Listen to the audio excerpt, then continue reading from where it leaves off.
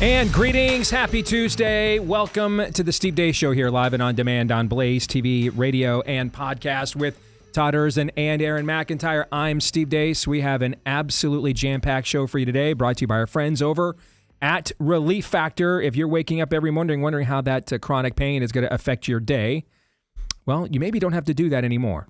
You could be the next Deborah Ann. She struggled with chronic hip pain that she felt was severe for many years, and then she was one of the over 1 million people that tried the 3-week quick start from Relief Factor. She saw such great results in 3 weeks or less that she has stuck with the product long term. In fact, for her, it just took a few days. And a lot of that pain was gone. And now she says she absolutely loves how she is feeling. So if that is you and you're wondering, hey, how do I get rid of this chronic pain? There's no guarantees. But Relief Factor is the drug-free supplement that goes after the inflammation that is the reason, usually, your chronic pain exists in the first place. Over the years, there's been over 1 million Deborah Anns that have tried it. 70% of them have Deborah Ann's success story. What do you got to lose then? 70% odds when it's just $20 to find out. When you go to ReliefFactor.com, again, that's ReliefFactor.com. Try the 3-week quick start today for just $20 at ReliefFactor.com. You can also try Blaze TV. And our new special, The Cover-Up, if you haven't seen it, it is hard-hitting, exposing how the government and public health agencies, how they conducted the scamdemic. This has been an outstanding series. Episode 5 is there now. It just dropped. It's called Muckraker. It dives into the pandemic industrial complex. It shows how Fauci, Birx, government bureaucrats et al. Worked with social media platforms to silence the truth. So this wasn't just censorship. I mean, this was literal mind control. You can watch all 5 episodes right now. If you go to FauciCoverup.com/Deace, you'll get $20 off your subscription to Blaze TV if you do that, so that you can see this in this entire outstanding series. FauciCoverup.com/Deace for $20 off your subscription to Blaze TV at FauciCoverup.com/Deace. All right, we're going to be joined at the bottom of the hour by our good friend Ryan Walters, the superintendent of schools in Oklahoma, who continues to offend and anger all of the right people. Next hour, I'm going to make a proposition. I'm going to suggest a just war theory for America and our current culture war. And this may be a little preview of what I'm going to say later this week at the Pastor Summit at Turning Point USA. So I'm going to test this on you guys. All right, you guys are going to be my focus group, all right, to see if maybe this is a message that we should center and focus on and present more often as a platform because it's needed. So we're going to do that. And then Pop Culture Tuesday. You know, we told you that July was going to be a big month for a lot of the pop culture franchises, Jurassic Park, Superman, Fantastic Four, so Marvel, all releasing tentpole films in the month of July. And that would tell us a lot about where these brands are and is there superhero fatigue, et cetera, et cetera. Well, the month of July is now past. The numbers are in. We'll discuss that on Pop Culture Tuesday coming up here in the final segment of the program. But before we get there, let's begin as we always do with Aaron's rundown of what happened while we were away. What happened while we were away, brought to you by a target-rich environment for handcuffs. The Department of Justice is opening a federal grand jury investigation of former Obama administration officials who they say, officially allegedly, cooked up the Russiagate collusion scandal for President Trump's 2016 campaign. The major legal development opens the door for criminal charges against prominent cabinet members who served President Barack Obama, including former Director of National Intelligence James Clapper, former CIA Director John Brennan, and former FBI Director James Comey. The New York Post first reported that story. Meanwhile, in Texas, being 85 ayes in 6 days, the motion prevails. The sergeant-at-arms and any officers appointed by her are directed to send for all absentees whose attendance is not excused. That's House Speaker of the Texas House, Dustin Burrows, announcing the approval of a motion to issue arrest warrants for Democrats who fled the state to block the GOP's redistricting plan. Texas Governor Greg Abbott added that these Democrats are delinquent in their duties, but stopped short of announcing their seats forfeited, as he threatened to do in recent days. As of this morning, it sounds like most Democrats still haven't returned to work. President Trump this morning gave a lengthy interview to CNBC and says the jobs numbers you've been seeing lately don't really tell the full story. But if you look at the jobs report last week, it did show a 1.7 million drop-off of foreign-born workers from March to July. That's a great number, by the way. That's a great number, because it means we're putting Americans to work. Meanwhile, in Mexico City, here's Democrat Congresswoman Delia Ramirez speaking in Spanish. She's saying, quote, "I'm a proud Guatemalan before I'm an American." Learning Chinese today. Today's phrase is, only real Americans go to Mexico City to give a speech about how proud they are to be Guatemalan. 只有真正的美国人才会去墨西哥城发表演讲，他们作为危地马拉人感到多么自豪。 Congresswoman Ramirez put out a statement later clarifying that she can indeed speak English, but she's still proud to be from Guatemala. New York City Senator Elizabeth Warren says a quiet part out loud. They want to Zoran Mamdani the entire Democrat Party. When someone stands up and says, I will lead this city by making it more affordable. And here are my plans, real plans, plans to deliver on child care, plans to deliver on housing, plans to deliver. We're going to experiment. We're going to try things on groceries.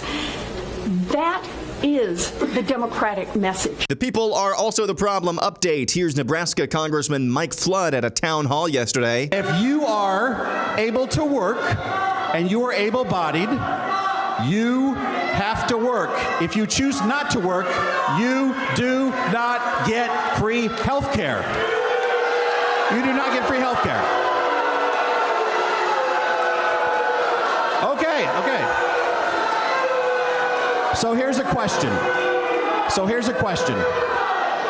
Do you think that people who are 28 years old that can work and refuse to work should get free health care? I don't think that a majority of Nebraskans agree with you. Ag Chief Brooke Rollins and HHS Secretary Robert F. Kennedy Jr. announced yesterday SNAP welfare benefits will no longer be able to be used on sugary junk food. RFK Jr. says this probably should have been done a long time ago. Spending $405 million a day on SNAP, and about 10% is going to sugary drinks. And between, and if you add candies to that, it's about 13 to 17%. And we all believe in free choice. We live in a democracy. People can make their own choice about what they're going to buy and what they're not going to buy. If you want to buy a sugary soda, you ought to be able to do that. But the U.S. taxpayer should not pay for it. And the U.S. taxpayer should not be paying to feed kids foods, the poorest kids in our country, with foods that are going to give them diabetes. And then my agency ends up through Medicaid and Medicare paying for those injuries. And finally, Blaze TV's Alex Stein spotted an MSNBC camera crew at the Texas State House the other day, and Alex understood the assignment. We just watched the speaker gavel out with a whole lot of anger, Kelly. Here's the state of play. Here's MSNBC sucks. Hey, how are you? MSNBC sucks. Talk to you for a second. MSNBC sucks. You can see. Okay. You can see the frustration. Sometimes this happens, and we understand that can happen. And while we love free speech, we're going to keep control here.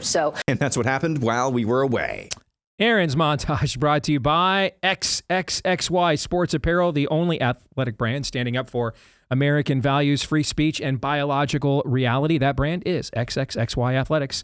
80% of Americans agree that men do not belong in women's sports, but frankly, too many Americans are still too afraid to stand up and say it. But now there's a brand doing it for you, so it makes it easier for you to do it too. Just wear XXXY Athletics. It's the only brand defending free speech and the protection of women's sports. The clothes are so high quality that when you wear them, you make a statement and you look and feel great as well. All right, so why in the world would you want to give your money to the big brands that sell women out, when you could wear XXXY Athletics? Head to thetruthfits.com. That's a great name for a website, by the way.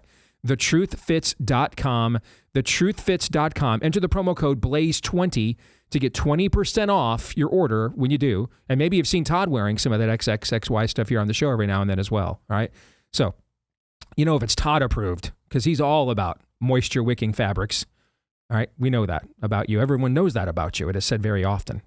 Todd and moisture wicking kind of go hand in hand. All right. But what Todd is really all about is conviction, right? So if he's wearing this stuff, then that's a good endorsement for you there. thetruthfits.com. Use the code BLAZE20 for 20% off at thetruthfits.com. All right. Every now and then, there's a montage that, Aaron, you produce that makes me start to think we might be getting it. We might be getting, we're at least I wouldn't even say that we are up to bat, but we're maybe in the on deck circle, right? And thinking, when I'm up to bat, I might have to change my approach here, right? And this picture is not what I expected. As opposed to, I'm going to do the same approach up to bat I've been doing all these years when I was under the Mendoza line. And there's a few signs of this in Aaron's montage, all right? And on multiple fronts. You guys know I'm a big advocate of the old Irish Catholic saying, what the devil hates the most is to be mocked. So I love what Alex did there. I'm all in. And he, especially because he did it without any, crudity, profanity. Didn't have to stoop to their level. And just said what, if you look at MSNBC's ratings, most of the country already thinks. All right. But see, that can often, what Alex did there, can often be a way more effective tactic than even like the best multi-level argumentations we could possibly come up with on a show like this. Why? Because if it's funny, people will let you be vicious in ways that they won't let you be, and they'll be turned off by if it is logical. I don't necessarily like that. We can have fun on our show, but I think most people would agree we're probably more of a logical show than a comedy show. I think that's pretty obvious. Fair? Yep. Okay. So it's not the environment that I would prefer, but I don't shape environments. I have to live in the environment in which we are in, and that is the environment that we are in. If you make people laugh, if it's funny, they will let you be vicious. And just that little interruption of MSNBC's attempt at state-run programming will be seen by way more people than anything. I mean, if all of us, frankly, got together to pick your top 25 favorite conservative hosts, and we all collaborated on some open letter column about how bad MSNBC sucks, are more people going to read that thing, even with all of our names on it, or just watch that one clip with Alex Stein that went viral? What do you think it is? What's reading? There you go. Yes. All right. So that's an example of, yes, I do think mockery and ridicule of wickedness, evil, and dishonesty, I do think those tactics are biblical. I think they are used throughout the scriptures, and I think that they're used sparingly, but there are moments that call for it, because everyone kind of knows what we're being gaslit. But like everybody, just like the XXXY ad just read, we know we're being gaslit. But who's going to be the first person that's going to stand up and say that? Then we're going to watch to see what happens to that person, because that's going to determine if there's going to be a second or third, right? Okay. So I do think taking that veneer of invincibility away, taking that fear away, mocking it, making it seem like you're not that tough. What are we kowtowing to these people for? What's your line, Aaron, that where the Lord comes to us and says, I gave you a bunch of Why stop giving me your hardest battles? Yes. Your opponents are literally gay, retarded, infertile losers. Yes, that line. All right. So in many respects, that is what Alex said there. Okay. And just by saying MSNBC sucks, he essentially just, branded that in even shorter terms. The other thing, Nebraska is the state right next door. You ever heard of Congressman Flood? I don't think so. I don't think I've ever heard his name in my life. What about you, Aaron? Don't think so. So that tells me then more, unless he just got elected, which could be the truth, because I have never heard of him. So unless he just got elected, that tells me if I texted Daniel right now and said, hey, how's Congressman Flood's voting record in Nebraska? I guess. Not great. Not great, Bob, maybe. Because you'd think we would know. Kind of like, remember when this Mike Johnson guy came out of nowhere and became Speaker of the House with his biblical worldview? And I looked at you guys and I'm like, how is it possible in the circles I run in? I've never heard this guy's name one time. I mean, then I thought, well, okay, maybe my circles, I'm not omniscient, so let me ask somebody whose net's even wider than mine. I asked Bob, what did he have? I've never heard this name in my life. Well, I will admit, the last couple months, we haven't complained about Mike Johnson as much. It's gotten better. I wouldn't say it's good. Fair? Wouldn't say it's good, but it's gotten better. Okay. So either this guy just got elected or he's largely just been a seat occupier that has done really nothing remarkable as a member of Congress. It's one of the two. And yet, he's standing up there getting resoundingly booed. Don't minimize this.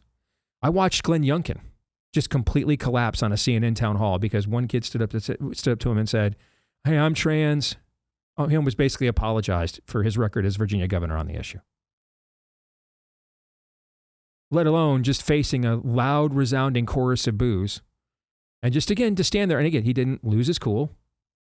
He was, that's what does meekness mean? It means power under control. So Congressman Flood is in control, stood his ground, didn't give an inch, and looks at that crowd with its loud boos and jeers and looks it right in the eye and says, you know what? I don't think a majority of Nebraskans agree with you. So, and you're welcome to your opinion, not changing my mind. I thought that was a good sign. And then I think another good sign. The amount of righty outlets, our own included, who immediately jumped on that congresswoman from Guatemala and said she should be deported right away. You have to understand, there were plenty of righty outlets when people like Daniel wrote that stuff 10 years ago. They called him a racist and kicked him off the platform. I mean, we weren't permitted to say things like that. I have no idea why we have to suffer people in our country that don't want to be here and don't appreciate our values and traditions. No other country on earth is being asked to do that. There are plenty of other countries on earth that are proud to do that. See Western Europe, okay? But no other country on earth is being asked to import against its own will so many people that do not want to be here or share its culture or heritage other than us. We're the most powerful country on earth. Then why would we go along with this?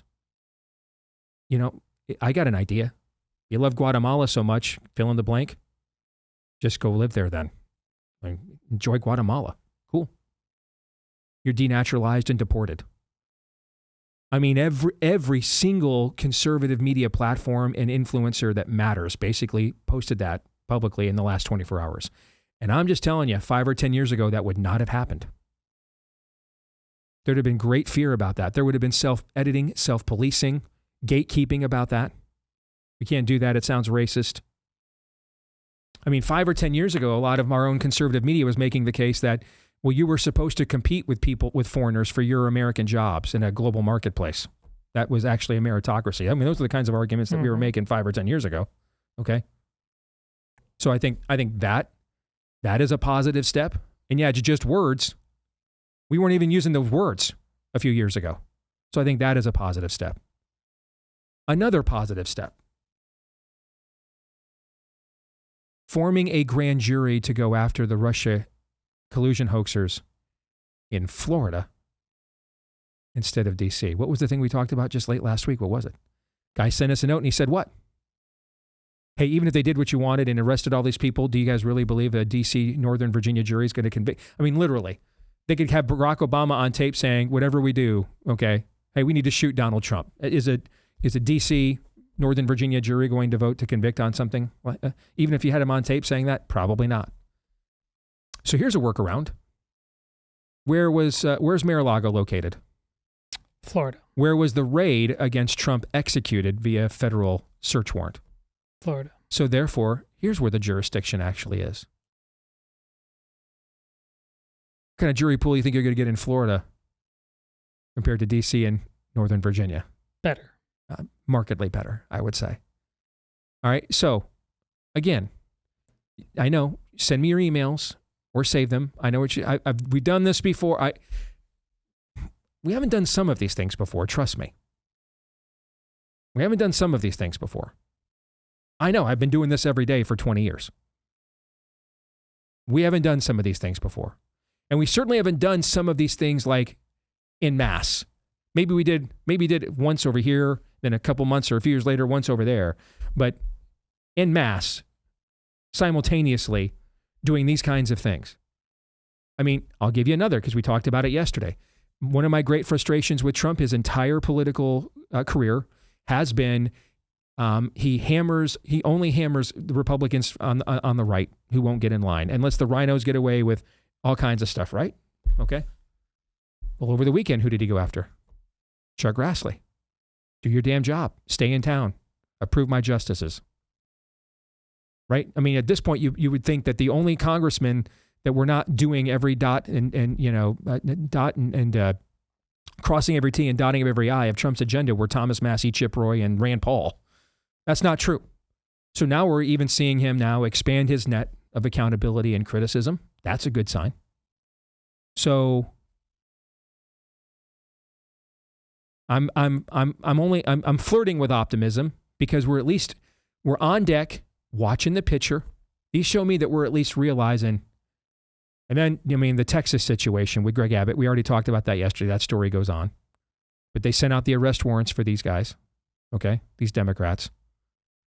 To me, this is a concerted micro signs to me that we are beginning to understand what is, and I'll get into this more next hour with fake news or not, but we are beginning to understand the rules of engagement and the best practices it is going to take, given how the game has changed, okay? And the rules are different now, and you just cannot go up there and swing the way that you used to.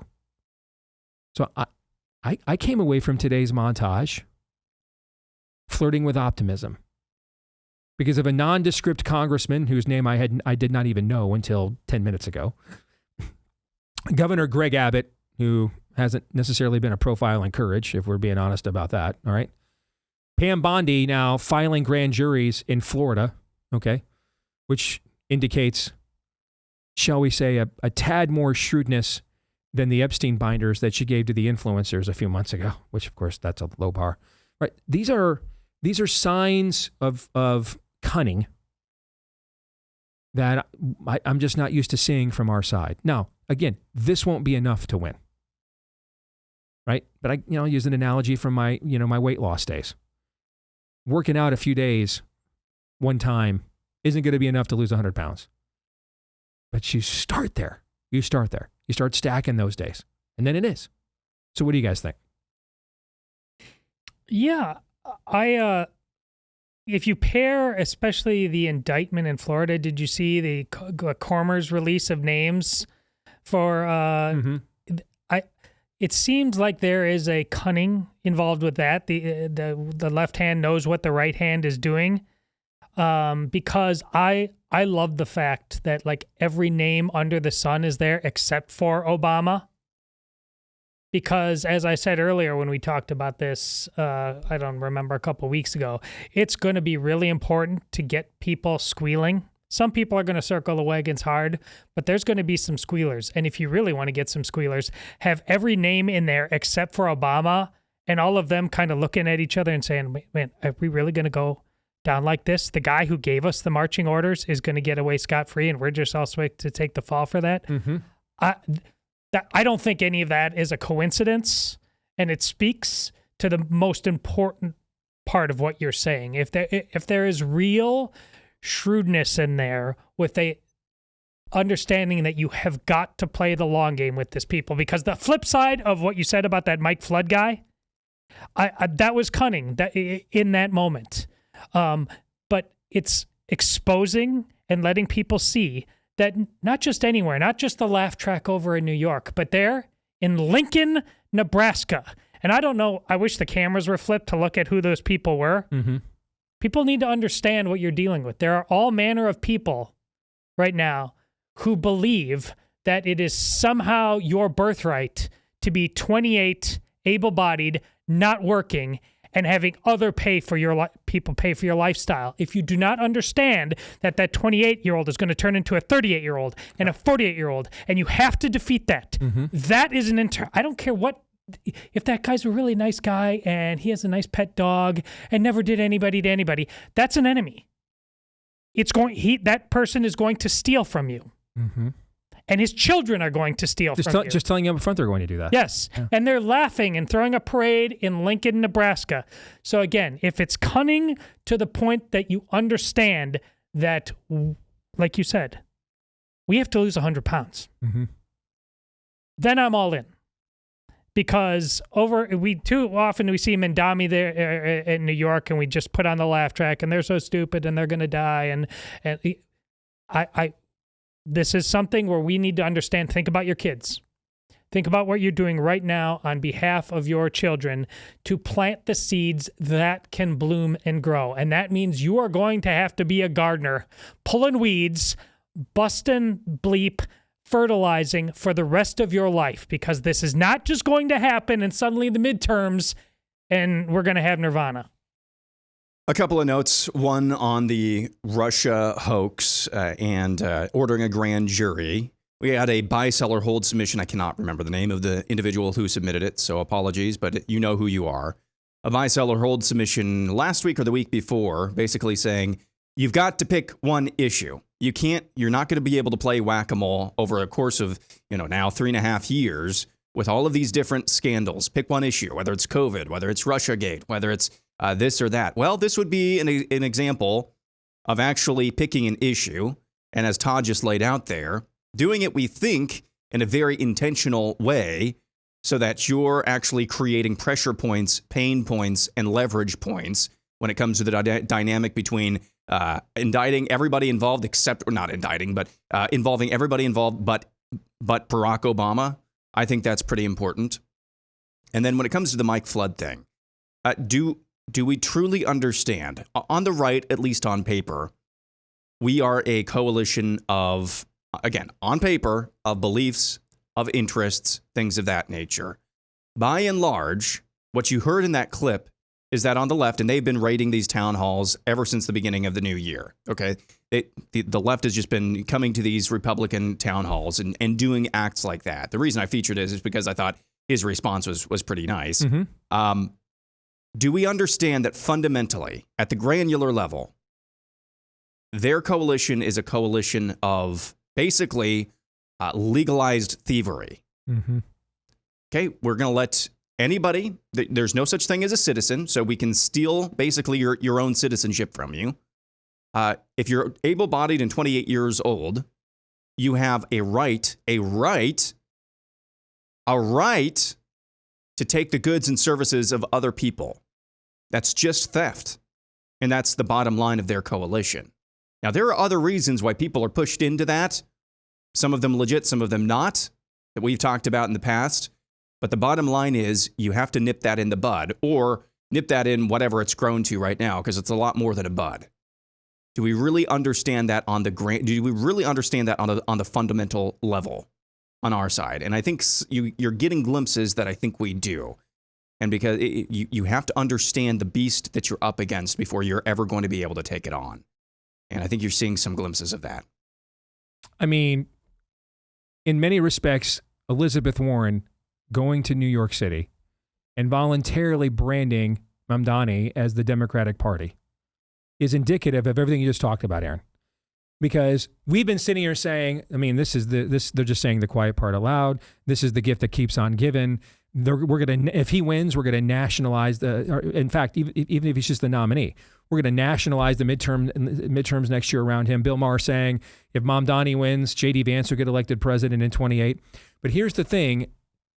They're so far gone into their worldview that they just don't even make those calculations anymore. They don't care.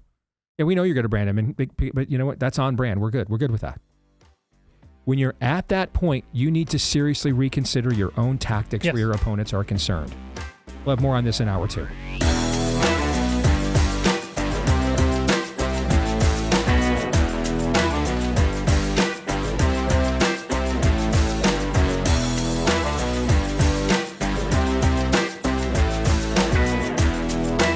All right, back here on the Steve Deace Show, and we are powered by our friends over at BIRCH Gold. If, the continued divide between Trump and the Federal Reserve, the feds can take the right action at the right time, or we could be looking at a potential economic slowdown if they don't. So what's this mean for your savings? Well, consider diversifying with gold through the BIRCH Gold Group, because for decades, gold has been viewed as a safe haven in times of, what's happening right now. All right, high inflation, debasement schemes, and a Federal Reserve that would prefer to try and nix the Trump presidency rather than improve you and I's station. All right. Well, BIRCH Gold makes it incredibly easy for you to diversify some of your savings into gold. If you have an IRA in gold or an IRA or old 401k, I should say, you can convert those into a tax-sheltered IRA in physical gold, or just buy some gold to keep in your safe there at home if you want. First, though, get educated, and BIRCH Gold can send you a free info kit on gold. No obligation, just information. If you text my name, Steve, to the number 989898. Again, text Steve to 989898 to get started, and consider diversifying a portion of your savings into gold. That way, if the Fed can't stay ahead of the curve for the country, or won't, at least you can stay ahead of the curve for yourself. Text Steve to 989898 and get started with the BIRCH Gold Group today. We're going to get started now with our good friend Ryan Walters, the superintendent of schools there in Oklahoma. And at least I thought his name was Ryan Walters, but I've been reading some reports that maybe actually it's Jeffrey Toobin in disguise. Ryan, welcome to the show, man. How you doing, brother? Hey, I appreciate you having me on. I have been attacked, by every left-wing force here in the state, nationally, for our stands for parents. But I'm going to tell you, these lies really take the cake. And yeah, if you read some of what the national media have reported, just the insanity around this, absolutely not true. But these attacks on me and my character coincided with us moving to get the American Virtual Academy in our public schools, the Bible back in the classroom. This has absolutely been a coordinated attack to absolutely stop the education reform that we're leading the country in here in Oklahoma. We've seen these out-of-state actors come in. They've tried to throw everything but the kitchen sink at me. And I think this would be including the kitchen sink here with this one. So the allegation is that essentially when you are maybe the most surveilled citizen in the state of Oklahoma at the moment, all right, because of everything you just said that you're doing, that maybe you are the most surveilled citizen in the state of Oklahoma at this particular moment, all right, that in the midst of this, you had so little restraint that in the middle of an executive committee on Zoom, all right, you had to leave your porn on. So that a lot of the very kind of people that are trying to do you in, all right, would just get the evidence they have long been looking for to discredit you, and you're so sloppy and you're so dumb that you just served it up on a silver platter for them. That's essentially the allegation, correct?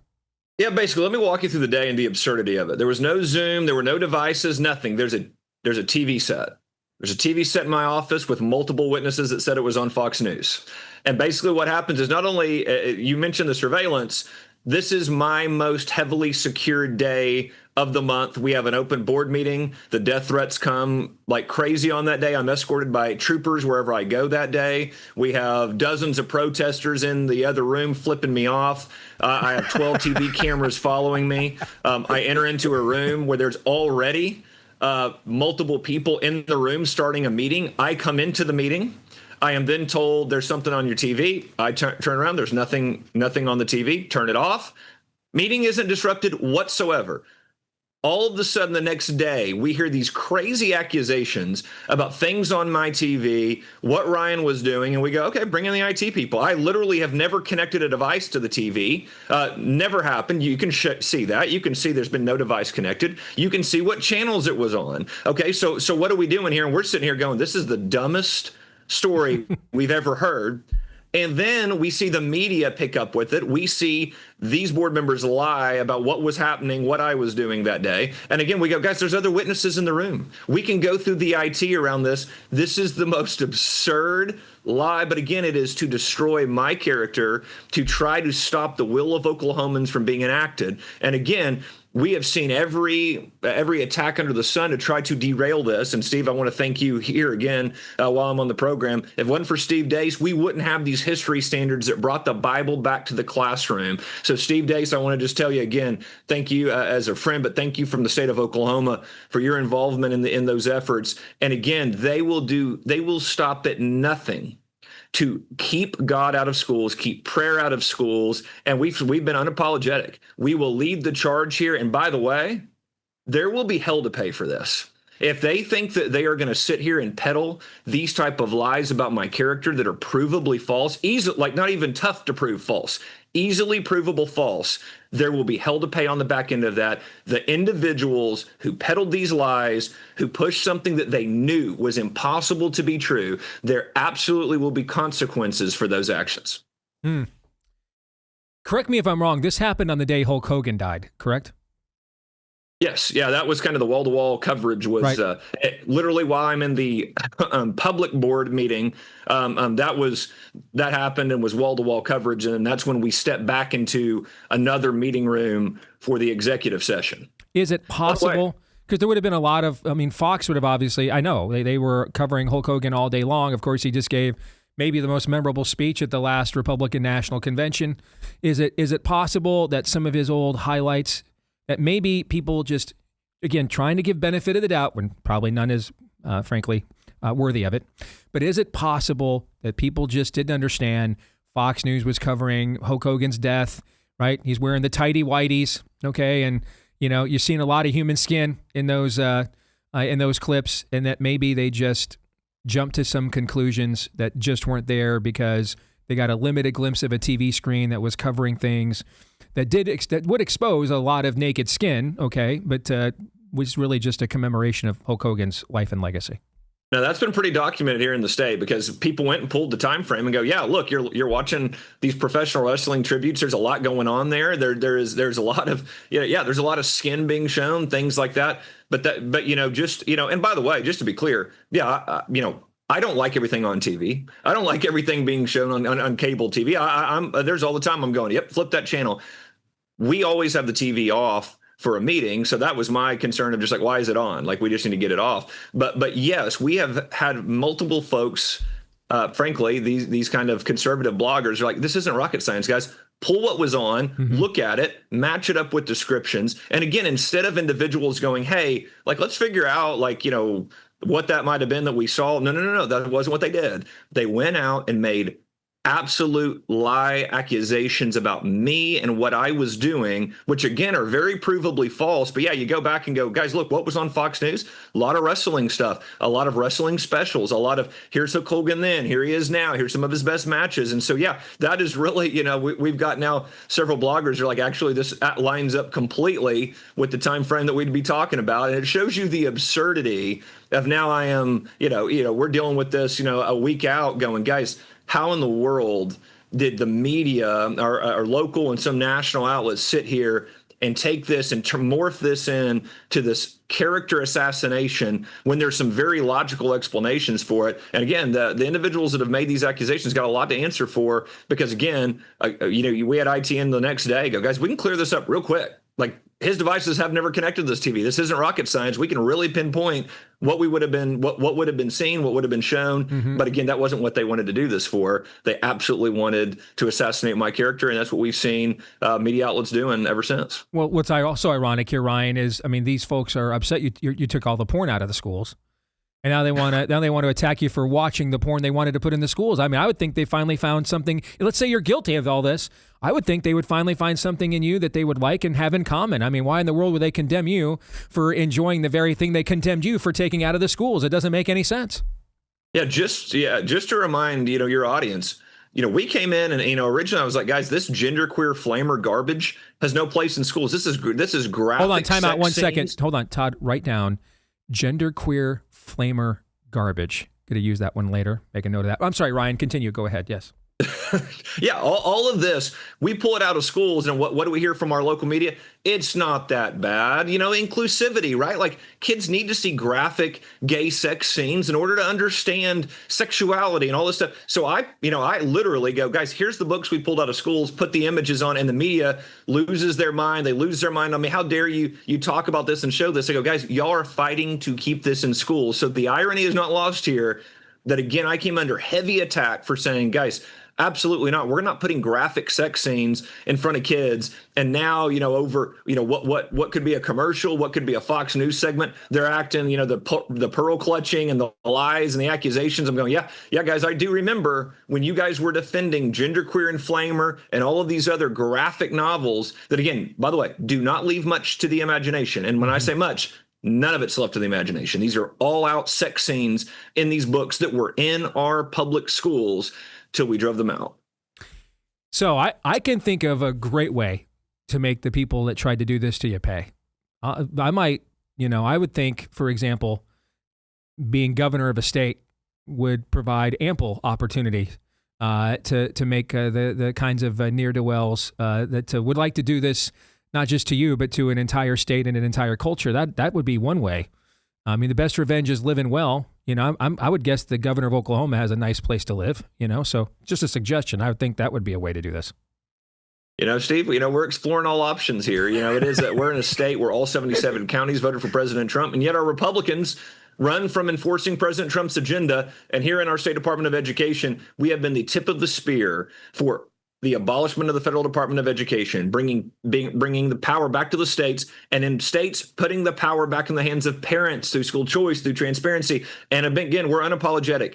The Bible played a major role in American history, full stop. That is a fact. The left hates it. They want your kids to believe that there was just a secular country, no mention of God or Christianity. That is bogus. That is a lie to your kids. It is the gaslighting of our children. We will not tolerate it. The Bible is going to be back in every classroom when school starts next week. The Bible is in the curriculum. We have more mentions of the Bible than any state in the country in our curriculum. Kids will know when the founders put in place what they did it with an understanding of God's providence, of God's will, of the Holy Bible. That is not my words. That is their words. And our kids will know that. They will understand that. They will see the role Christianity played throughout American history. And the left, it burns them up to no end that for no longer will kids be given lies and a hatred for country and a hatred towards Christianity in our schools. They will learn love of country. We're unapologetic. We want patriots, and we want patriots that understand the role the Bible and Christianity played in American history. Well, I'm fired up, brother. Amen. That was absolutely outstanding, Ryan. And thank you very much for the kind words. And, if you need me, you know where to find me. All right. Absolutely. Can't thank you enough for your help, Steve. Thank you guys so much. Appreciate the time. You got it, brother. God bless. All right. I wanted to make sure we had enough time for you guys to respond to that because, man,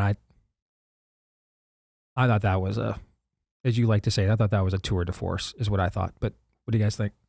Did you read the original story? Because I did. This was pointed out to me a couple of weeks ago, and I just thought that sounds pretty unbelievable. But let's see what, I think it was Non-Doc was the original publication. Yeah. I read the story. Term, quote, I read this was even used in the original story. I read this story. Yeah. It was sourced like the Crichton Leprechaun story. Well, I think I saw this on the TV. I think instead of where'd the gold at, where'd the pube at? I want the pube. Where'd the pube at? Got the hold of the wrong stuff. It was sourced like it was sourced. Trust me, bro. We saw something. We saw it might have been this. It was very deliberately and intentionally worded to avoid what?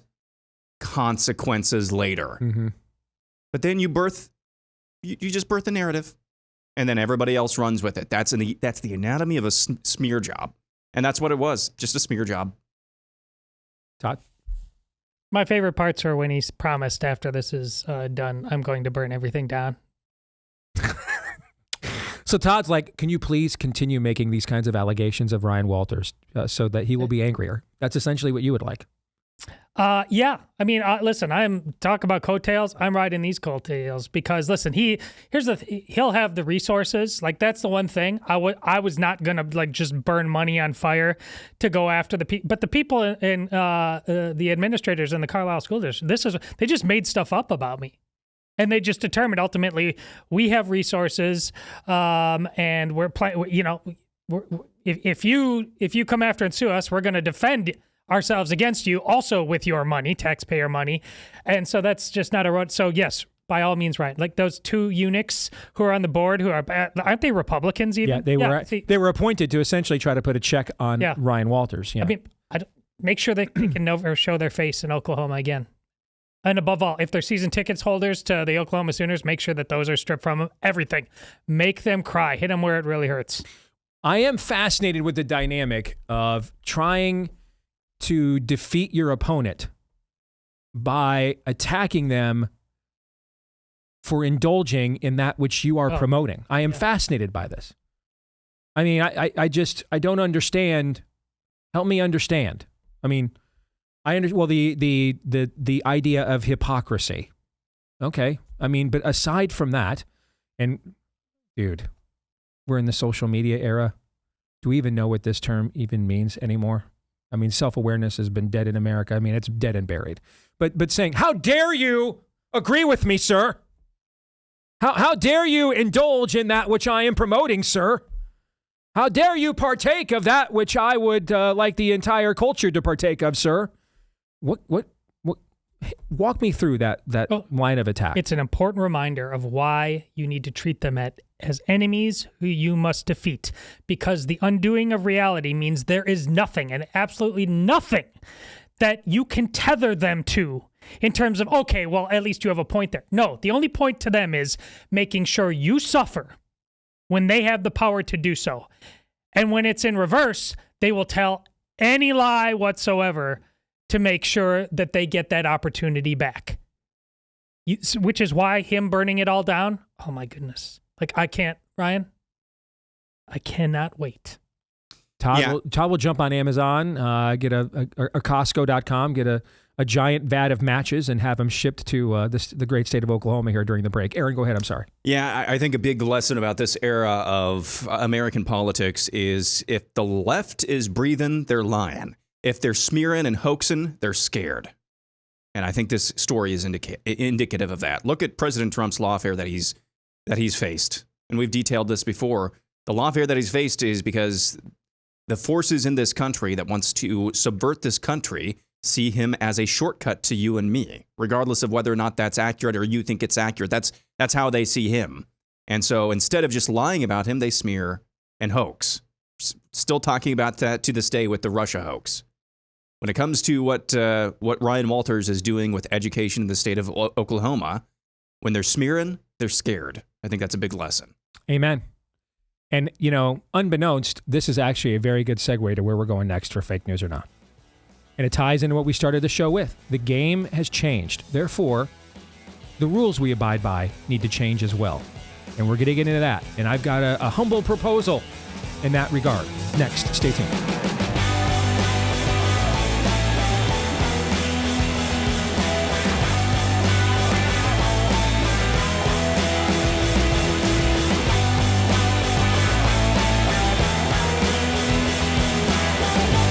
All right, we're back with Hour 2, live and on demand on Blaze TV, radio, and podcast, brought to you by our friends over at Beam.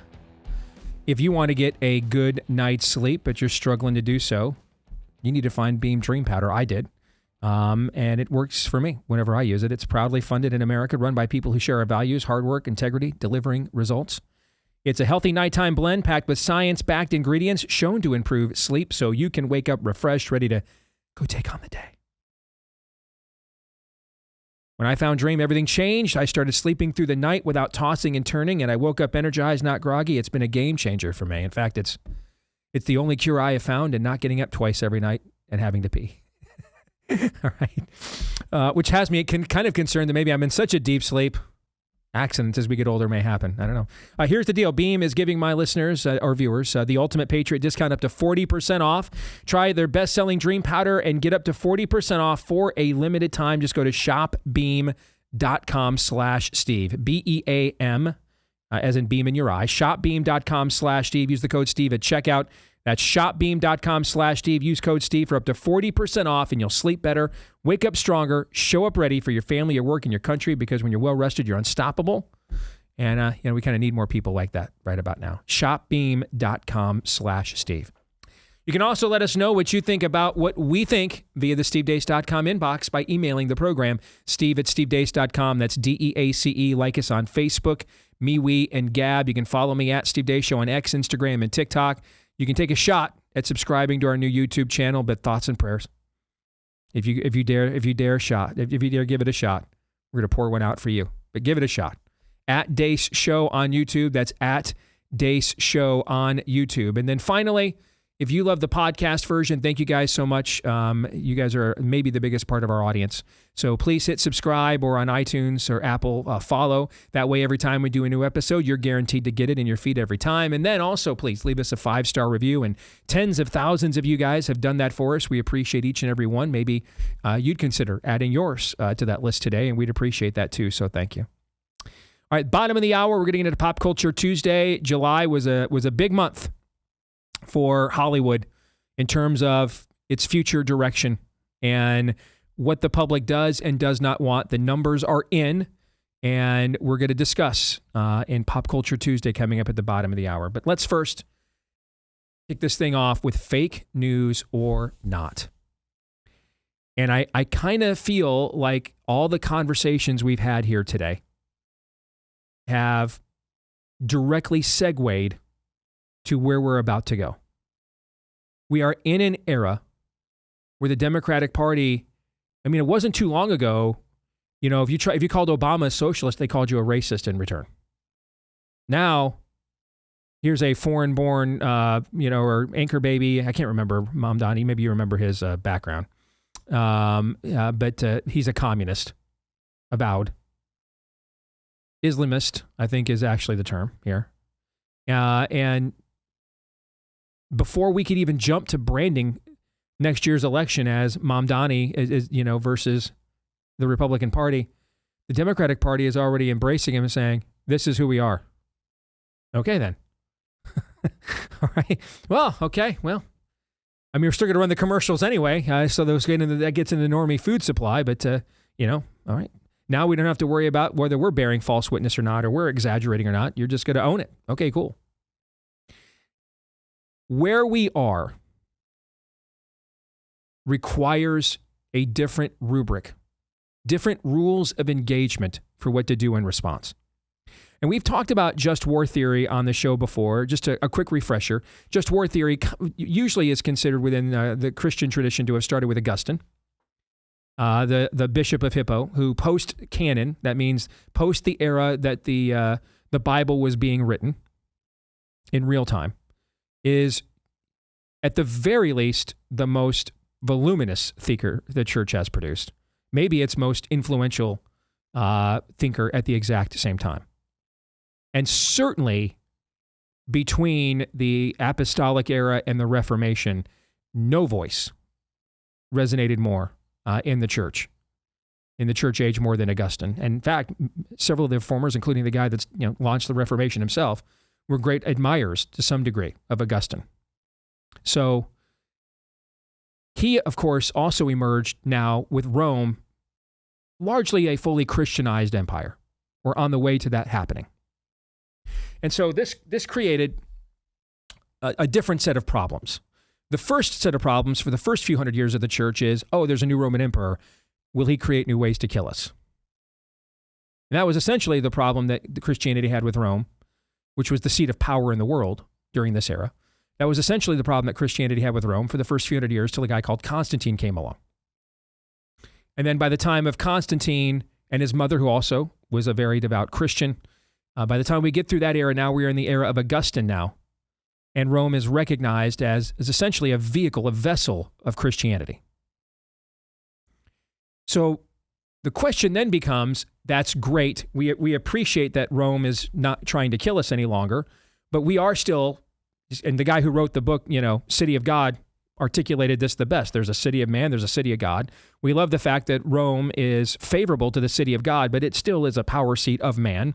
And so we represent a kingdom that is not of this world. And so are we sure that every time Rome has an enemy, it's the church's enemy? And so we needed some rules. How do we know that? And so this is where just war theory was first developed. Now, it has been debated, molded, evolved several times in the last 1,600 plus years, but that's its origin story. I'm not going to sit here and claim that I can hold St. Augustine's jockstrap, okay? Not even going to I mean, there's not enough Zim at the gas station, all right, for me to ingest, all right? I could pop those things faster than RFK Jr. at a confirmation hearing, all right? And I am not going, that still will not get me to the point of believing in my own mind that I can hold the jockstrap of one Augustine, all right? That being said, and I'm going to give it my best attempt to emulate his greatness by offering a just cold civil war theory. How's that? Good. What do we do here now as believers that, yes, America is in a culture war, but we have to recognize why that is? That ultimately it exists because it is seen, like Rome was at the time of Augustine, it is seen as a primary vehicle for our value system. And what's unique about this and different from Rome, and Ryan Walters talked about this last segment, and there's a couple of books up here on the bookshelf I've written that kind of speak to this, is at the founding of America, it was founded with the intent of being such a vehicle. And the debate was only really how direct of a vehicle is it? Is it an indirect vehicle, meaning that we have a generic understanding that there's one God, his word is the revelation, his revelation to mankind, and on a generic basis, post-enlightenment, we do our best to kind of live within that while at the same time still acknowledging, that we're not a definitive Christian republic, because that comes with its own, potential pitfalls and responsibilities maybe we don't want. All right. Not to mention we're in an era where all 13 of these original colonies are commissioned by various vestiges of the Christian church who don't always agree with one another on everything. So how do we referee that? That was the opinion that some had. That would be the Jefferson camp, the Franklin camp. Then you'd have, your Patrick Henry's camps that were more like Christian Republic. It is then, okay, and so, but that was the debate that they had. This idea that this was secular or there was even such a thing just was not anywhere within the lexicon of the founding framing generations of this country. And so the debate was always about to what degree is America to be a shining city on a hill. No one debated that it was to be one. And what that reference comes right out of the scriptures, of course. And so we have to recognize that it is the values that founded America that she has traditionally stood for that are the reason and the impetus for the culture war that is currently going on. And we, as believers, we represent those values.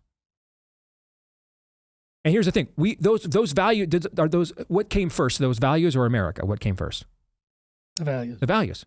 In fact, that our founding document even says this. Okay, we hold these truths to be self-evident. What's self-evident? Well, what were they talking about before?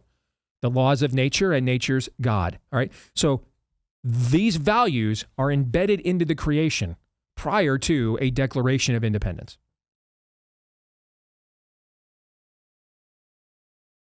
So it's our value system. It's not the flag as a construct that is the reason for the fight.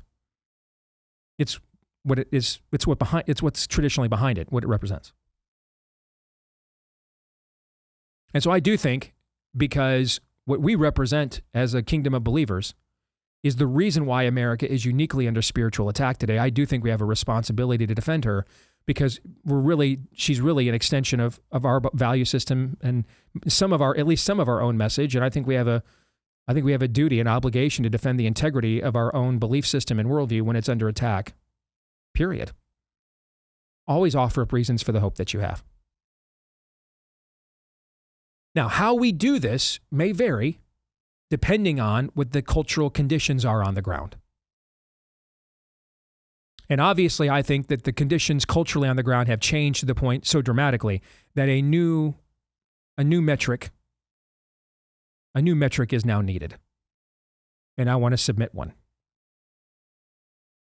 First, I think we need to give you the rationale for why such a thing has to be asserted.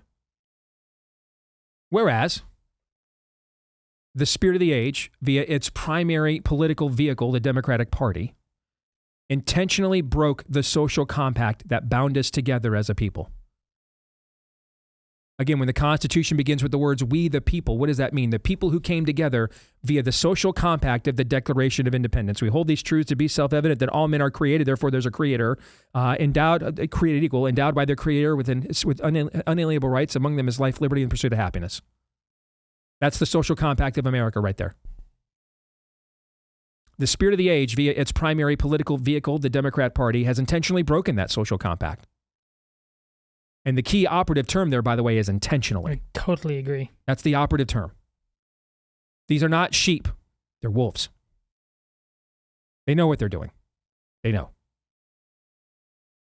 Elizabeth Warren didn't just jump on a plane and go to New York City and just found herself just standing there next to Mamdani and had no idea she was about to say, yes, this communist is the face of our party. She wantonly did this and knowingly did this. She knew what she was doing. Whereas, point number 2, whereas the spirit of the age, via its primary political vehicle, the Democrat Party, has made it known by both actions and clearly expressed ideas, it no longer has any intention of even considering returning to the social compact that once bound us together as a people. You know, like Texas state legislators leaving the state to go to another state to avoid a quorum to do their job as legislators and conduct a redistricting post-census.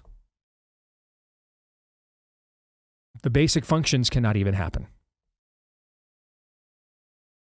That is indicative of, think of a marriage. Well, I'm telling you I want to stay together, but I won't stop cheating on you. I won't stop beating you. I won't stop beating our kids. I won't stop drinking our money away, gambling our money away. I won't stop lying to you. I won't stop shaming you to everybody in town. I mean, you can tell me that you want to stay married, but your expressed actions and ideas speak otherwise. Now, because of those two things, therefore, we will no longer abide by any more spirits of the law, any more traditions, any more decorums, blue slips, or otherwise rules of engagement tethered to the social compact that no longer binds us. For doing so, risk the possibility of either losing this cold civil war outright or eventually, and tragically, turning it into a hot one. And either outcomes would be existential tragedies for our children and grandchildren. We cannot abide. We cannot put this on them. That would be evil to do that. But we will put this on them if we don't do this. We can make things a little bit harder on ourselves right now so that it's not really harder on them later.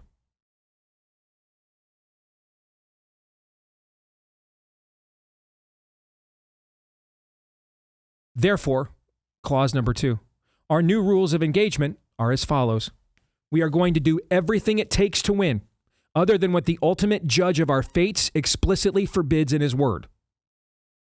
Everything else but that. But beyond that, we will do everything else to the nth degree and with maximum prejudice when necessary. For we prefer cold civil wars when our side wins and the other side loses. We will no longer abide by the social compacted rules of men that used to bind us when we were bound together, because we no longer are. So we're not going to abide by those things anymore either. The laws of nature and nature's God, we already established, existed before there was the United States of America, correct? Correct. All right, so therefore, we have to obey those laws ourselves. We cannot violate those because it's evident, self-evident of the fact they existed before America that they take priority over the existence of a singular country called America. So we will not violate those things. We will not do those things. We will not bear false witness. We won't do those things. Tomorrow, if somebody produces credible and verified IT evidence that Ryan Walters came on this show and lied, and he was really getting his Jeffrey Toobin on right before an executive session of the school board of the state of Oklahoma, I will be bound by the laws of nature and nature's God to come on here and correct the record and recant everything you just heard. Because I'm not accountable. Just because a Democrat rag accused him of that doesn't mean I instantly get to dismiss it. In fact, this story is about a week old. I haven't commented on it yet. I waited to see what the other side of the story was.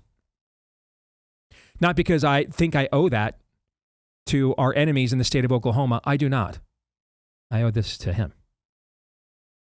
And I will not give an account for my life one day before our enemies in Oklahoma or any of our other earthly enemies, but to him and him alone. And he commands it. And my integrity and conscience is bound to him and accountable to him above all of you. So I will do it if that were to happen. I will. I highly doubt, not really holding my breath that it will, but I will if I have to. You guys have seen me do some of those things in the past before. I'll do them. But short of that, short of what he says no to, we're doing everything else. No more furrowed brows. No more actuallys. No more, enough of the rabbits got the gun. No more, well, if we do this to them, imagine what they'll do to us next time they win. No more of that. Out, out, out, out, out. Not enough testosterone injections available for order over the internet to justify that level of beta-ness. Can't happen. Out. Done. Finished. No more. Not happening. And the minute you even begin those sentences, tap out. That's an instant to me. Moving on. Conversation is over. It'd be like sitting here and arguing whether the earth is flat. Not happening. We're just done here. Thank you, though. Nope. You're just not relevant in this fight. You're just not. Now, I thought that yes, we're about winning on policy. I am winning on policy. First policy, survive.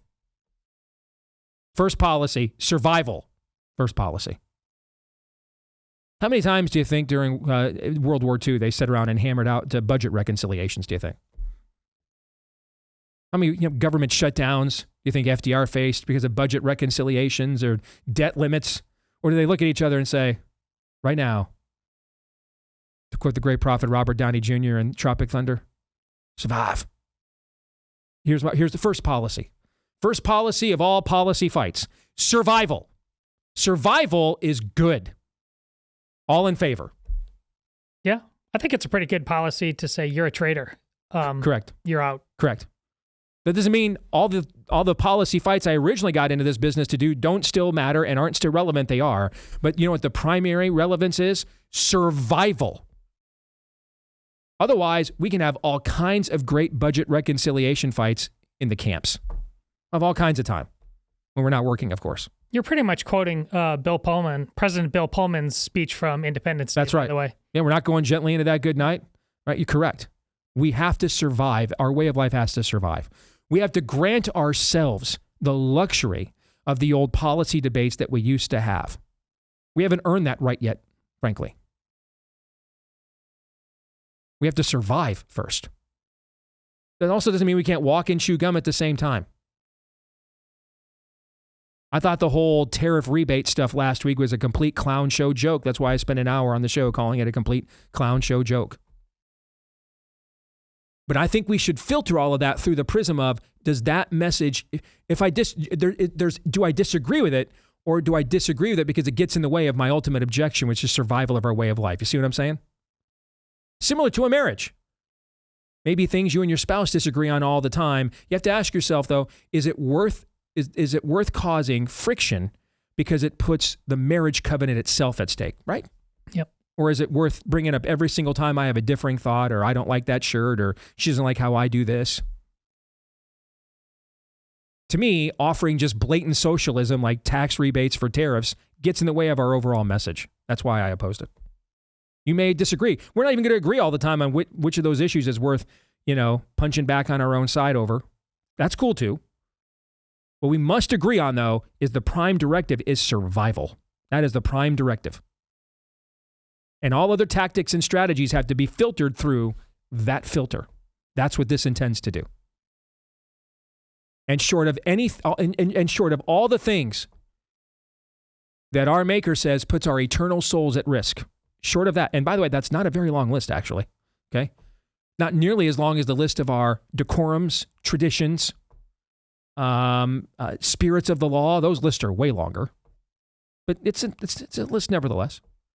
Everything short of that list, we're doing it all. And all the way, all the way, all the way. All right, Todd and Aaron, I want to get your thoughts here in a minute. After we talk about our friends over at Raycon. Don't you love it when your favorites come back better? Well, this summer, guess who's back and better than ever? Raycon's fan favorite everyday earbuds classic, now packing active noise cancellation. Who's ready for the return of your favorite earbuds? These things do have the best active noise cancellation of any earbuds on the market I've ever tried. Perfect way to tune out all the noise around you, though hopefully not people like us. And tune into something great. Hopefully you think that's people like us. The latest version of Raycon's Everyday Earbuds Classic now features active noise cancellation, the one thing they were missing before, and now you can pair that with 8 hours of playtime and a 32-hour battery. Your Raycons, they'll never leave your ears, ever. That's why my son keeps taking mine whenever I get a new pair. Go to buyraycon.com/Steve, R-A-Y-C-O-N. R-A-Y-C-O-N. I think he thinks he's getting away with it, and I don't notice it, but I know. I'm just letting him get away with it because it's a good talking point for the spot. All right. So buyraycon.com/Steve to get 20% off your fan favorite Everyday Earbuds Classic right now. Raycon is offering 20% off their Everyday Earbuds Classic right now at buyraycon, R-A-Y-C-O-N, R-A-Y-C-O-N. Buyraycon.com/Steve, sponsored by Raycon here at buyraycon.com/Steve. Gentlemen, now, your thoughts. The floor is yours. Fake news or not, what I just submitted. Well, we have the blessing of a real-life model to practice if we're serious about this, because the claim was just made down in Don't Mess with Texas that they agree with you. Arrest warrants issued for those Democrats. Now it's about the follow-through. Because there's a word. We talk about it's a pretty short list of the things you absolutely can't do. And then you said the much longer list of whatever tradition, etc. Things you should not do. Yeah. Well, what you shouldn't do about this is say you're going to do it and then not do it, because then you're what? You're a liar. So if you don't arrest these people, it's clear that what you really believe in, once again, is mess with Texas. And then you're just, as Steve, you said recently in a speech here in Iowa, Polk County Republicans, about how, I'm paraphrasing, but I'm not really worried about them winning, but I'm very worried about us losing, because we've shown that we're good at that and we like it a little too much, and that we don't recognize what time it is. You did a lot of that talking. Right now in Texas, it's that time. It's not even a get. They said they're going to do this. They said, Steve, your speech is our speech. We could have written to that ourselves. Okay. So, amen. I think a couple of things here. On the topic of surviving, if you are gimpy for whatever reason, maybe you've got a broken foot or something like that, and you think it's just going to resolve itself, but it doesn't, and it's kind of starting to hamper your everyday life. And you go to the doctor, and in the course of getting checked out, they discover you have cancer. It's a very aggressive form of cancer.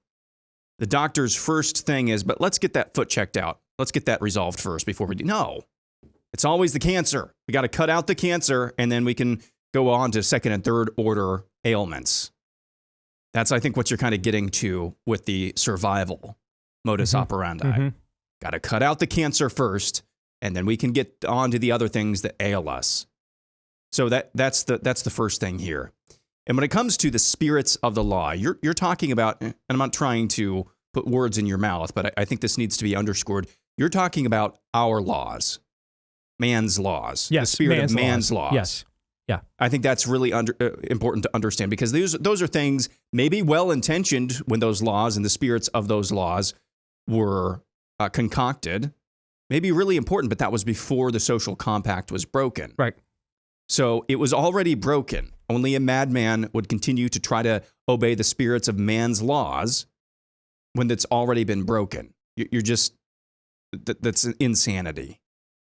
So we have to get it into our heads. And there is, I promise you, an entire generation, I think. I don't know how wide. I don't know what the size of the entire pie is. But the slice of the pie of a generation that's coming up is much more willing to violate those spirits of the law than ever before. That can be a very, very good thing. It has to be channeled, I think, in a positive way, because it can go off the rails real fast. We just had multiple conversations in the last week, most recently yesterday, that chart showing the estimated percentage of 30-year-olds who are married and own a house. Things can go off the rails in a French Revolution direction real quick. But the good news is I think there's an entire generation. Again, I don't know how big that pie is, but the slice of the pie, I think even Todd would agree, is bigger than ever before. We're willing to do what is necessary. Whether or not that's going to be enough to completely overcome this, I don't know. But the other thing is this.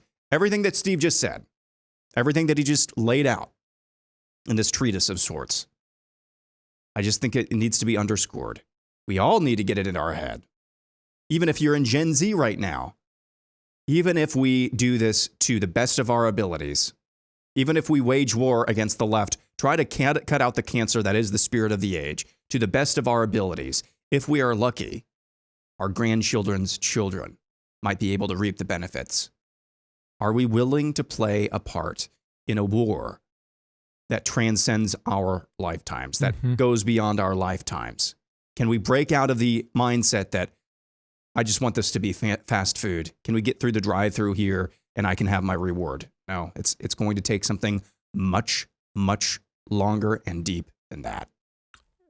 I mean, I can't say any better than that. Totally agree. I mean, a good idea, a good example of what, Aaron, you just asked me to, or you were just trying to quantify. The idea that we're largely in a 50-50 country, and so to keep things simmered down, even though it's not in the Constitution that courts get to make law and the judges are the final word in the Constitution, let's have these hotly contested things determined by unelected judges, so it kind of gets outside of the normal political process. We're in this right of center versus left of center Overton window, and that'll keep tensions down while these things are being adjudicated. That would be an example of, we're not doing that anymore. Yeah. That's an example of what I mean. This is why your use of intentionality is so important. They intentionally hate us and plan on hurting us. We intentionally just want to be left alone. Correct. You're going to lose sooner or later. I just want to be left alone loses in every history book that's ever been written. Every single time. It loses every single one. Every single one. It always loses. Yeah. Because they don't leave you alone. And so you just self-disarm. Pop Culture Tuesday is next.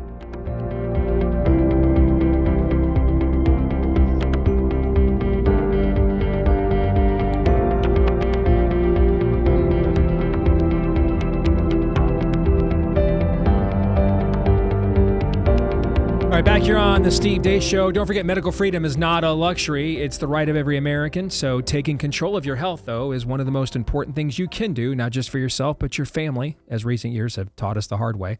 But here's the other thing. Rights don't exercise themselves. You have to actually exercise them. All right, one way you can do that is with our friends over at Jace Medical. Get the Jace case. An excellent opportunity for you to put your own health in your own hands with their emergency medication and prescription antibiotic kit. This is just the OG, the kinds of essentials like amoxicillin, doxycycline, and more that you can't afford to wait when time matters the most. You can get up to a 12-month supply of your daily medications, too. You can expand it and customize it with their ever-growing menu of options as well, just to make sure you're immune from any supply chain problems with ongoing tariff and trade wars, for example. Maybe another scamdemic. Maybe it's just how much things are just skyrocketing in cost in general. All right, so use Deace at checkout for a discount on your order right now. DEACE, my last name, Deace, at jace.com, JASE. Use the promo code Deace at checkout at JASE, jace.com. That'll get you a discount on your order. Jace.com, promo code Deace. All right, guys, let's get to Pop Culture Tuesday. And we previewed it right before the beginning of July, that this was going to be a big month in terms of where things stood with the movie industry and its attempt to come back and return. It had two things work against it at the exact same time. COVID and an entire new population learned that watching movies at home doesn't suck. and it's cheaper. And then number two, the writer's strike. And they were yearning, and they had a supply chain of content because of the writer's strike. And then there was something self-inflicted, and that's wokeifying and homifying everything, and just looking for ways to agitprop cherished properties like let's have a homo angle to Buzz Lightyear for reasons, for reasons. So those three things have taken one of the most lucrative industries in the history of our country and put it at it's still making billions of dollars, but it has real diminished capacity for the first time in a century, really. And then the month of July now has hit, and three of the biggest properties in the history of pop culture all releasing new content, cherished IPs, all releasing new content in the same month. Right, so you had the Jurassic Park reboot of a reboot. This is the third reboot of the Jurassic Park saga. Superman, which is the OG of the entire superhero genre and merchandising. It's maybe the most known emblem in America other than the cross. And then Marvel via the Fantastic Four. We have some numbers and data with all three of these films now. And I think there's a couple of conclusions we can draw. I will say this: none of the three did, Maverick, Top Gun Maverick level business. None of the three are going to be billion-dollar films. They're not even going to be Minecraft. They're all going to finish probably somewhere in the top 10. Two of them are probably going to finish domestically in the top 5. So they all three did very well. To a degree, I think so. I don't think anybody failed, but I think there's one IP that has continuing danger signs. So let's start with Jurassic Park. It's not that good of a movie. Has some good moments. At this point, though, I just think as long as the CGI is good, they might just be able to just come up with a new way of doing this, and humans and pair with dinosaurs. There's just an ongoing market for this. It's been an ongoing market since the first one was released, the summer of 1993. I just don't know that people are ever going to get tired of it. Right now, it is sitting at about 318 million domestic. It's the third highest grossing film of the year. It's going to end up getting passed by Superman, but that's still very good. Doesn't really, I guess, do we consider Scarlett Johansson an A-list actor? I don't. Do you? Like instant box office draw? Yeah. Like instant Hollywood box standards? Office draw? Yeah. Oh, you do? Okay. All right. But the standards are, look, Pedro Pascal is. Well, we're gonna get to Pedro. There's a clear Pedro Pascal problem. Go ahead. Scarlett Johansson one of the most bankable female actresses right now? All right. So you guys, I'll take your rebuke, and then it didn't have an A-list star. All right. It's sitting at about 318 million. Its run is just about done. It's probably going to finish around 320 million. Here, domestic, it'll do well globally. So that's a successful launch. I think they can just probably continue making these dinosaur movies forever if they really wanted to. Any quick thoughts on that? Well, they can, but should they? Honestly, I'm viewing everything you're saying regarding this segment in what you said last segment. Fair. That's and totally by last segment standard, which is the only important standard we have, that's not good enough. All right. That's not fair. Even close. That's fair. What do you think, Aaron? They're going to. Yeah, they're going to. I think that's abundantly obvious at this point. Literally, as long as we don't have dinosaurs sodomizing each other, at this point, I think as a property, this thing might be idiot-proof.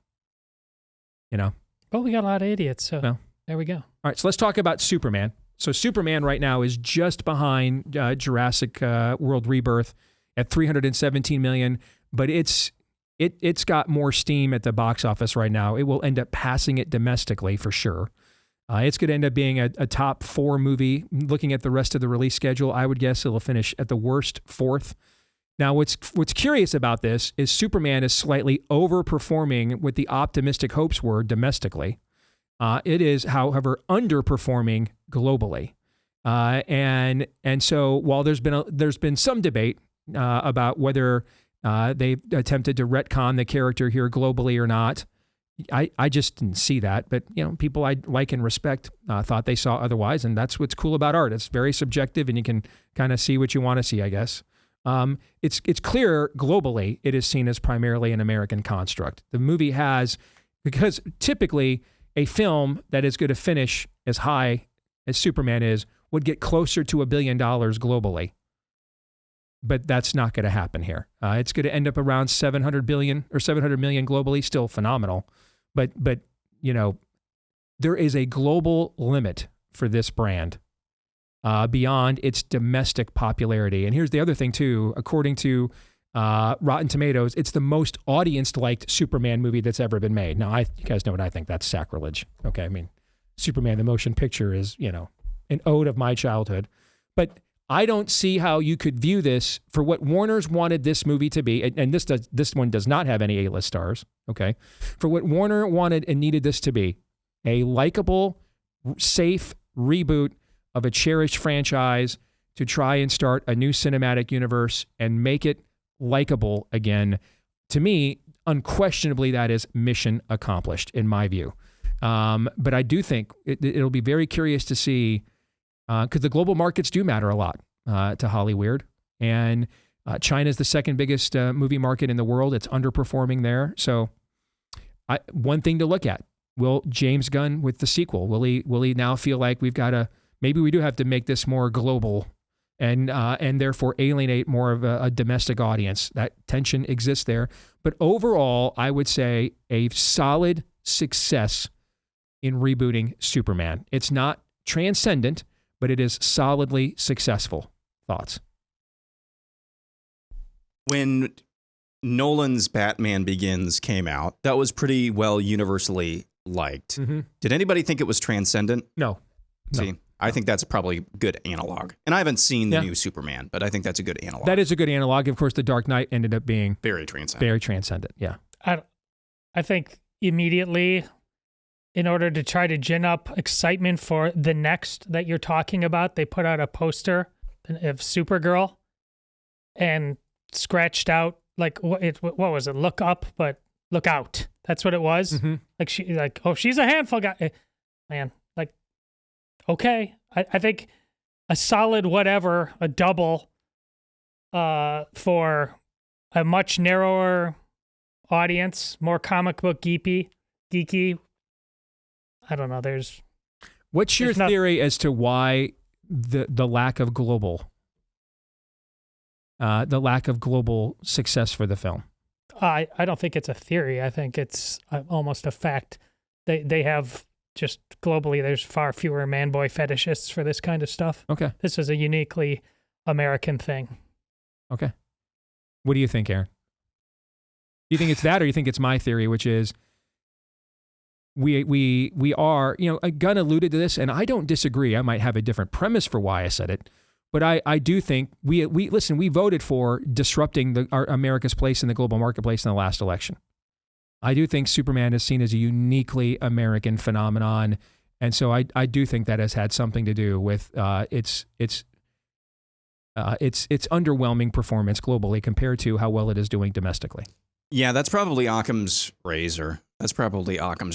I can't really think. Todd, what was your explanation for why this is not performing well internationally? Just restate that quickly. They have all kinds of problems and addictions and fetishes, but one of them isn't eternal man-boy superhero fetishes. That just doesn't exist there. Well, there's been other superhero movies that have done well overseas. I think it is probably just Occam's razor. Simplest explanation is probably correct, that right now America is not exactly, not that it ever is beloved, but maybe there's a unique disdain for America in this exact moment. So would we agree on this? Provided the dinosaurs don't just literally start sodomizing themselves or grooming the children they're hunting down, they can probably make Jurassic Park movies as long as they want, and they'll be successful. And Superman was good enough and successful enough that James Gunn and DC lived to survive another day. Would we agree to that? Yeah, as a baseline. That's what we agree. That's appears like. Okay, pretty low bar for entertainment, but whatever. All right, so that brings us to the third franchise that I think is in real trouble. All right, we're going to get to that here. right after I tell you about our friends over at Constitution Wealth. Hey, we've got 2 questions for you. Are you unknowingly funding the destruction of your own values with your investments? And number 2, do you know if your hard-earned investment dollars are being used against what you just voted for in the last election? So if you think there's a chance that either one of those is true, many investors don't even realize they have the power to influence corporate policies through shareholder proxy voting, strategic investment choices. Who can help you do that? Well, trust the team that I do at Constitution Wealth to help you navigate this space and help to confirm and to reaffirm the parallel economy by working with an investment firm made up of professionals that share your values. So join this movement to take control of the future of America. Stop having the money you worked so hard for that God gave you and blessed you weaponized against you. Instead, make it a weapon for you and for your values. So get started with a free consultation today at constitutionwealth.com/blaze. That's constitutionwealth.com/blaze. And you should go to constitutionwealth.com and review their disclosures and understand their services and fees. And remember that all investing involves risk, including the risk of loss. I am a client of the firm, and this is a paid endorsement, but my opinions are my own. So that brings us to Marvel and the Fantastic Four. Now, I saw the film. It's well made, but it was very sterile to me. And the casting, it was like, let's go try to get a couple of it actors when they actually don't fit. Joseph Quinn, who broke through with Stranger Things a couple years ago, just doesn't have anything close to the swag to pull off Johnny Storm, and is very flat, very flaccid, but nothing more flaccid than Pedro Pascal as Reed Richards. He's not a dweeb, he's not weak, he's an alpha nerd, okay, but he's pretty badass, and this guy just is an absolute pansy throughout the entire course of this film. They made it's MCU, hat tip neurotics, all over again. Sue Storm is more powerful than Galactus, one of the most menacing villains in the entire history of the Marvel Pantheon. It just felt very sterile to me, and I didn't really care about it, after it was over. Wasn't emotionally invested at all. And these are some of my favorite Marvel characters growing up. Well, apparently I wrote that review. I got trashed on my social media feed. Well, you look at what happened in weekend 2, had almost a 70% drop. I wasn't alone in thinking that. So that's a film. It'll still end up well over 200 million. It's sitting at about 197 million now, but almost a 70% drop from week 1 to week 2. I think clearly Marvel has a brand issue. Man, as much as people thought was riding on Superman and James Gunn this year, next year, Avengers Doomsday with the Russo brothers and Robert Downey Jr. returning, I'm not kidding you. If that movie's not a $1 billion movie, I don't know that there is even going to be a Marvel Cinematic Universe anymore. I mean, they have underwhelmed film after film after film after film after film. And there's no way to describe Fantastic Four and its weekend 2 as anything other than a disappointment. And I think there is also tremendous Pedro Pascal fatigue. I think people are just sick and tired of seeing him in literally every single movie made. And if you actually look at his box office record, it's really not very good.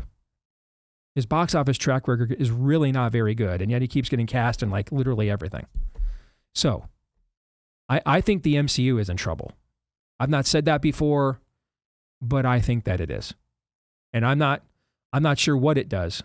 I mean, Kevin Feige was asked, or Feige was just asked about the woke stuff right when it came out. Well, we're not doing woke, we're just representing America. Well, America's not getting that message, man. I think the MCU, all good things must come to an end, Jean-Luc. It's hard to just do things into perpetuity. They had the greatest cinematic saga, arguably, of all time, considering what they did over, 16 movies and 10 years. But, I mean, this thing might be close to running its course under its current iteration. I was going to, at the very least, I tapped out on. I think the last one that we saw or that we watched was the last Doctor Strange one, the Multiverse of Madness. I think that was the last one that they made. And this is very weird. This does not feel like Marvel, so we tapped out after that. But I think we were in agreement. We were going to kick the tires on Doomsday and that saga when it was announced. It was around this time last year, I think, that they announced Doomsday. Yeah, it was at Comic-Con. Yep. And then I heard a few weeks ago that they're still writing the script as they're filming. I saw that too. So I think I'm out on this as well. And that's okay. I think Marvel just needs to die at this point.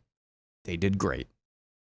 There's just no free lunch. I think they just... You think they're living long enough to see themselves become the villain? Is that what you're saying? They just think... I think they just think that throwing that incredible opening sequence dun, dun, dun, dun, dun, dun, dun, dun, dun, at the very beginning of every movie means people are just going to, it's going to be $1 billion movie. Nope, it's not. You did great. It was a great run, great story. We just finished the original saga, watching that again this spring and early summer. And it just, it packs a wall up and it does a great job. And that's okay. I'm fine with it. I'm fine if Marvel needs to die or go into hibernation for a period of many, many years. Todd? It's not just Marvel. All of it needs to die. Intentionality, what Steve, the buzzword of it, they intentionally hate us. What will we intentionally do? Because the longer these movies have been around, are the movies getting better or worse? And are we getting better or worse as a people? The answer is worse on both fronts. But what are we going to do about that? Just beg for more? Those are the debates. We're not the only people having the conversation the three of us just had looking at these numbers. This conversation's happening elsewhere too. Romans 8:28.